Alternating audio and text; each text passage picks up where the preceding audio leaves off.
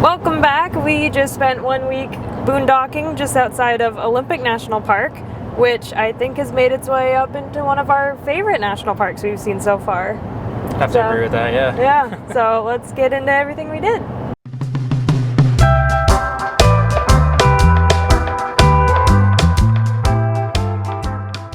We found a really great boondocking spot just outside the park, so we weren't staying inside the national park, but we drove in almost every day after work. We took a couple days off because we're not far from Forks, and Forks is known to be, I think, the rainiest place in the lower 48, so weather's tough there. It looks like the whole week this week is going to be raining, so we actually timed it pretty well. We had 2 kind of gloomy, cloudy days, but otherwise really made the most of the weather that we had. We filled up our freshwater tank a little ways down the road. About a half hour from where we were. Yeah, and the roads are pretty rough.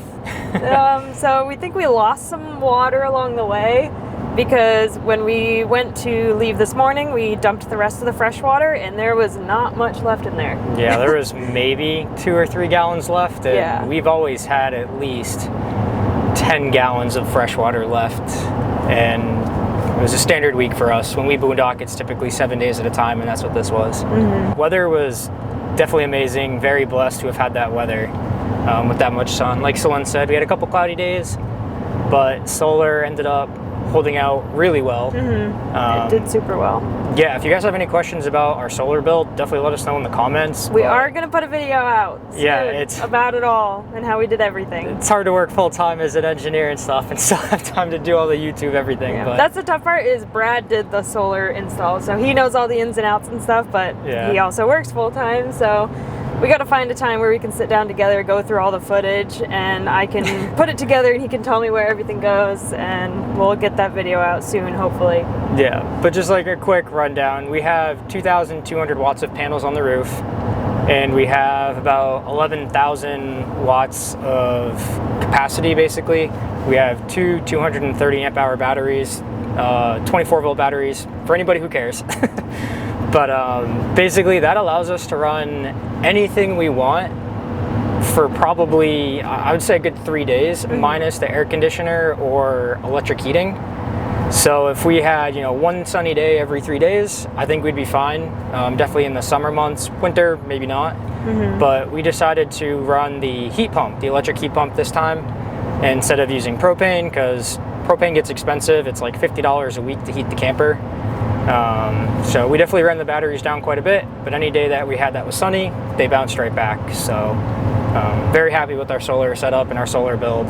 It's definitely exceeded our expectations, I would say. Yeah, it does great. We never had to run the generator. Yeah, the only time we've ever ran the generator was just because it was new. We wanted to break it in and get the initial 5 hours over with, mm-hmm, but we've never been in a situation that we needed to run it. So it's been phenomenal. But enough about solar. So we had a real nice relaxing spot right along the river. Yeah. And so we got there on Saturday, and then Sunday was like exceptionally warm. It's like 90. So we were thinking, I was thinking that, we're going to the high peaks basically of the Olympic National Park. Hurricane Ridge is what it's known as, and I was thinking there's snow up there, it's gonna be chilly up there, so I was like, I'm gonna wear shorts and a tank top, but we're gonna bring like spikes and some gaiters in case there's snow, and maybe some pants and a puffy jacket. We did not need any of that. We were down to basically as little as we could, and we were just sweating bullets, and I think we did close to 7 miles that day. Yeah, up there it was, I think even at that elevation it was 80 degrees out. Yeah, it was so hot and very exposed. There's not much for tree cover. Yeah. So the hike that we did was Hurricane Hill, and we did a couple spur trails off of that just because we were curious where they went. Yeah. But super gorgeous. I mean, I've said this like time and time again, but like Olympic, it's known for, everyone talks about the beaches in the rainforest. So everyone knows that's part of the park, but like I didn't know before doing my research before coming here that there are like 7,000 to 9,000 foot mountains that are really all impressive over, and gorgeous. And just huge mountain range. Yeah, and the hiking up there was just incredible, and I would love to go back and do more of that because it was just my favorite part of the week. definitely. Well, I thought it was cool being on Hurricane Hill? Yeah, Hurricane Hill.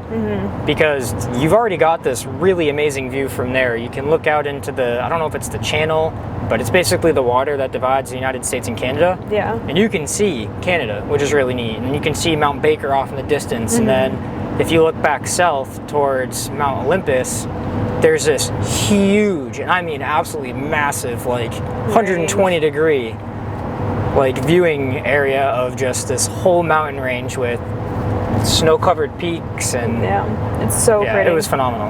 And lots of wildlife. The deer up there are all over the place. Not scared at all. And not scared of people. I mean, always keep your distance from wildlife, but they would just, I mean, if you were on a trail, they'd be like, oh, I'm using the trail, and just like walk towards you, so you might have to like get off and let them pass by. But they were really cool to see. I think they're black-tailed deer. There are marmots as well, which we later learned that it's the Olympic marmot, and it is specific to just that area. So they don't exist anywhere else, this specific marmot. So we saw one. I think other people saw quite a few more, but I think when we got up there, it might have been just so hot that they were all kind of burrowing in and getting in shade. So we saw this one was funny. He was like scurrying along, and then he dropped down below where we could see. We're like, oh, I guess that was it. Hopefully we got good photos. Yeah. And then he runs up onto this rock and just back out. Belly flops on it, just lays out posing for CeLynn as she's taking photos. I got some good pictures of him. He was adorable. cute. The second day that we were there, we decided to go check out the Hoh Rainforest. I thought that was pretty spectacular.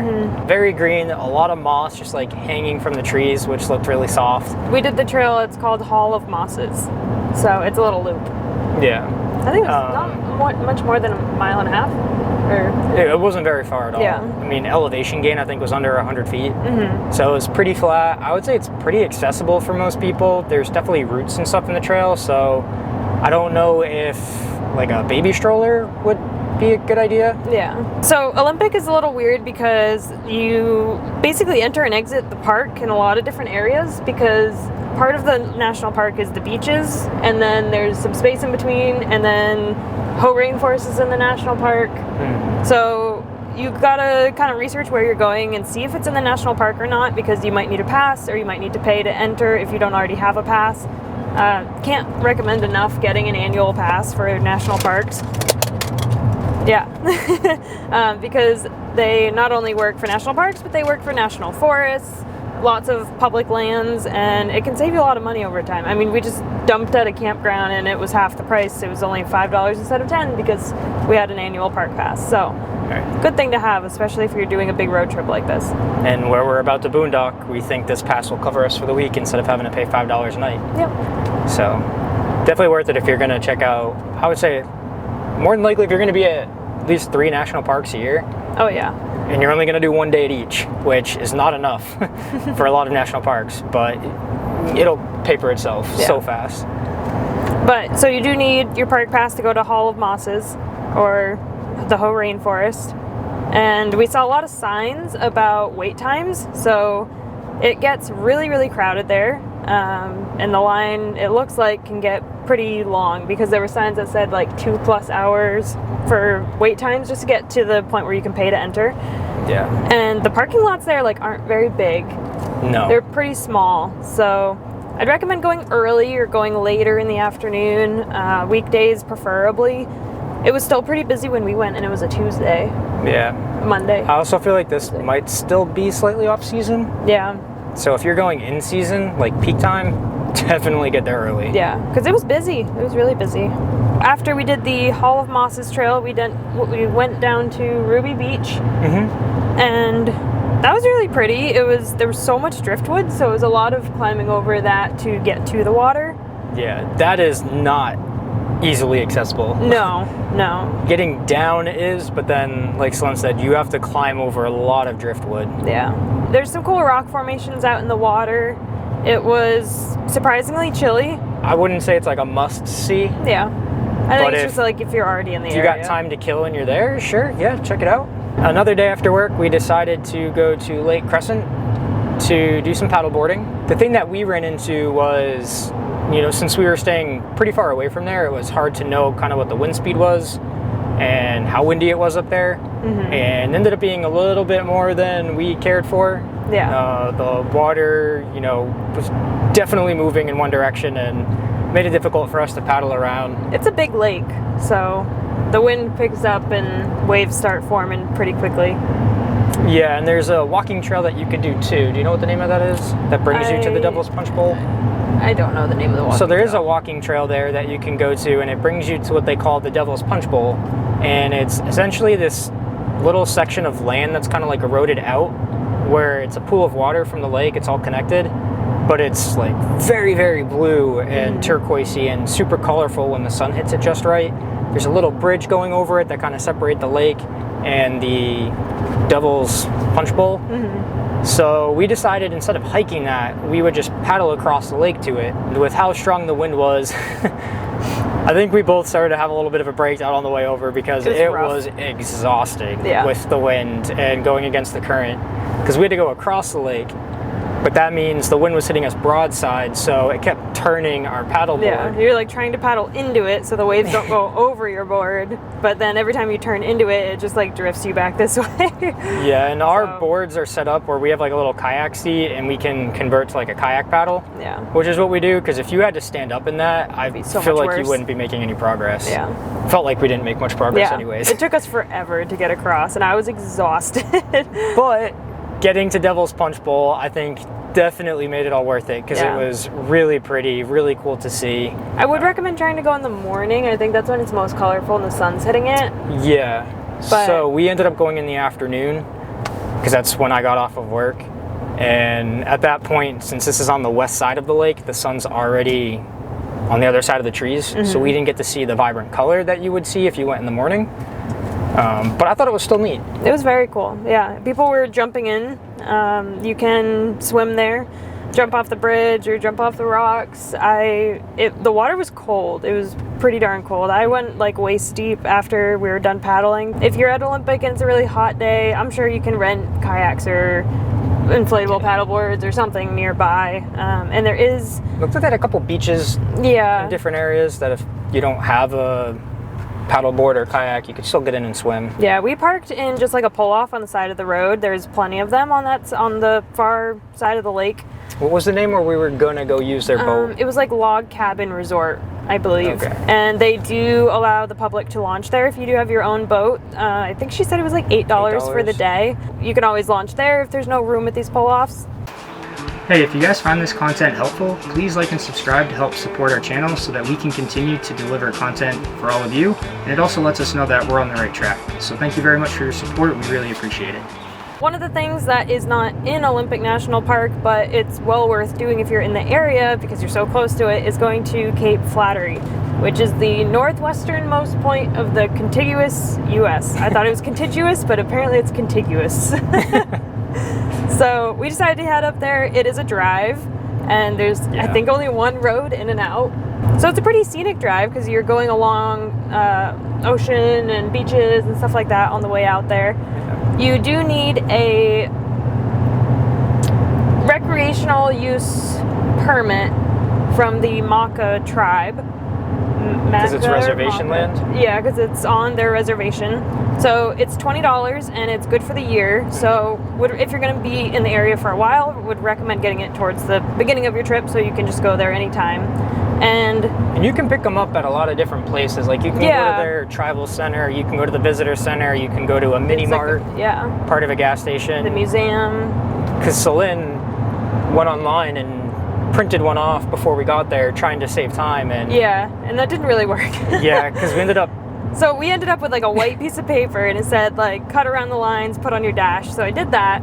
But then when we came back from one of our hikes, there was a like warning on our truck right over the permit. So I'm like, well, we had the exact permit and it says on here like this is the permit you need. So I was really confused. But then we looked at all the other vehicles and they all had this like purple tags thing that you hanging. can hang. So I was like, maybe I shouldn't have tried to save time by doing it online. And the back of the warning that they gave us said, please return this to one of the locations that you bought your pass at. But we're like, we bought it online. You can't just return it online. So we hit up the mini mart, spoke to the guy, and he's like, it looked like he had never seen the online version printed off because he's like, Yeah. oh yeah, they're only looking for like these purple tags. purple So he ones. took our printed one, And gave us the purple one, even though we were kind of done. Yeah. So just keep that in mind. You might get this warning on your windshield, and you're going to be like, what? Yeah. So I would recommend just going to one of those places and just picking one up because it's probably easier, and It then there's takes no questions. All of 2 minutes. Yeah. But yeah, it's $20, and then it's good for basically Cape Flattery and Shi Shi Beach, which we're also going to talk about. So Cape Flattery, if you go there, it was way busier than I would have thought because Brad took a half day off of work. Yeah. Which a half day for us is Means starting we're at done 9 a.m. So we had basically the whole day to go. So we went up there, and there was already a lot of cars when we got there, and it was like 11. You thought it was a lot. I thought it was a lot. I didn't think it was bad. I just thought it was had, so like, far out there that most people wouldn't be making that drive, but I was wrong. They had like 3 times the parking space as compared to how many cars were actually there. Only a third of the parking spots were taken, so it really wasn't that bad. Yeah. And it's a 3/4 of a mile walk, and it's Gorgeous. Yeah, it's a really pretty trail. Just like ferns everywhere. It's so green. Lots of like boardwalks over. I love the their vegetation. boardwalks. I didn't tell you this, but I'm Yeah. going to tell you guys. She's going to hear about it. I love their boardwalks because it's not like they just went to the lumber store and got this perfect wood. It literally looks like driftwood that you would see in movies on like a paradise island or almost like a Survivor where the boards are a little warped and they're like washed away on one They side. got character. Like it's not like a 2x4 or a 2x6 or 2x8. It definitely has a lot of character, so it's a little uneven. But I thought it just made it that much more authentic and natural and beautiful. And then instead of having like 2x4 hand railings, they literally got logs and used those as like hand railings. So it looked way more natural. It was I thought really it was nice. really cool. Yeah. But a lot of it is boardwalk all the way out there. Yeah. And then there's 4 viewing platforms once you get out there, and basically looking over the coves on either side, and then there's one at the very end, and you're looking out to the lighthouse. And Just like a little island. yeah, and it's just really beautiful. It's well worth going. The color of the water is really nice. We didn't see it much for wildlife, besides we saw a couple eagles. A lot which of was- bald eagles. Yeah, which was super cool. But people do say sometimes they see orcas from there, so we brought our binoculars, but we didn't see anything. No, not this time. Yeah, but we lucked out because it was a really beautiful sunny day. I think a lot of the time it's probably pretty foggy, misty, wet, rainy, so we timed it pretty well. But that was really nice. It was worth the stop, and it's not too far of a hike to check out. No, not at all. I would say it's, if you're willing to do the drive to get out to it, I would say it's a must-see. But it is quite a long drive to get there. Yeah. So just keep that in mind. And then after that, we decided to go to Shi Shi Beach. Yep. And I thought that was really pretty too. It was unique. Definitely unique. It is a longer hike. It's not strenuous. It's not technically difficult. It's pretty flat going, except when you go down to the beach, there's just one section Yeah. that it's a little steep. But otherwise, it's 2 miles to the beach. Pretty flat. There's some boardwalks as well. And then it's 2 miles down the beach to get to Shi Shi. Shi Shi, which is where the rock formations and stuff are, and like little tidal pools. Yeah. And that was really neat. So all in all, it's about 8 miles. So it's quite a hike, for sure. But I would say it's worth it. Yeah. It was really beautiful. And you can also backpack it if you want to just really take your time. And it looked really enjoyable. I mean, there was this older couple there just like sitting there enjoying the beach views by their tent. And I feel like that'd be really relaxing and that'd be a fun little trip. So there's lots of sites in the woods. And then I think you can also camp on the beach. I'm not 100% sure, so you'd have to look into it. Yeah, we saw But- one person with a tent on the beach, but otherwise, Lots of campsites where in the the woods. sand ends and you see a little bit of shrubbery, that's just kind of like a privacy barrier, I think. And right behind that, all along the beach for a good section of it, it looked like there's campsites, and they're kind of marked with like buoys hanging from trees, which is Yeah. kind of interesting. Yeah. But really beautiful spot. Yeah. I think we went at high tide. So I think you could probably go further was on than the we way out. went. Yeah. I think because there was like a corner, and like once you went around that corner, it was kind of ocean. But I don't think it's always. I think it clears off. You could probably walk pretty far. Yeah. But I think when it's low tide, I've seen pictures and stuff. People see like starfish and tide pools and things like that. So that would be cool to check out if you can time it well. Yeah. I think Olympic overall, like it's so diverse. There's so many different parts to see. And we already decided 1 week was not enough, and we're wasn't. gonna have to go back sometime. Yeah, I would love to do some backpacking in there. I think it's called the Enchanted Valley is something I really want to check out. But yeah, gorgeous place. So much to see and do. We just did 1 week of boondocking. We are heading off to do another week of boondocking, this time at Rainier National Park, or just outside of it. And this one is going to be interesting because it's at an active airstrip. Yeah. So we might be seeing some planes come in or helicopters during our stay, but we'll be sure to try to record that if we do, so we can show you guys. But it should be interesting. Yeah. So stay tuned. A lot to come next week. All about Rainier. Bye. Bye.